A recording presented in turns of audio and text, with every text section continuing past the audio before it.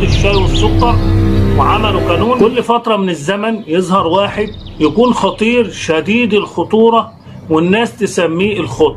كام سنة كمان ويظهر واحد شديد الخطورة والناس برضو تسميه الخط.